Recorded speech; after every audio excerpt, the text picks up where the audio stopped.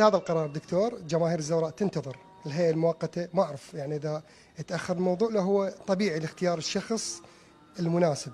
ماكو تأخير. يعني هو التأخير كان بالجروب اللي يقود الهيئة المؤقتة. هذا الأهم. آه وللأمانة أنا طلبت من إدارة الزوراء أنه يرشحوا لي اثنين من الشباب الموجودين، لكن هم ما تواصلوا وياي.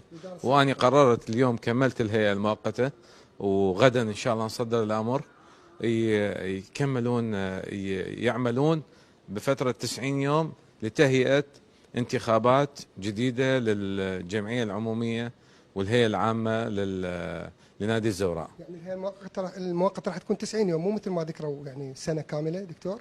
ماكو شيء اسمه سنة كاملة، هو وفق القانون 90 يوم تهيئ إلى انتخابات دائمية، وإذا ما كملوا عملهم ب90 يوم نمدد إلى 90 يوم أخرى.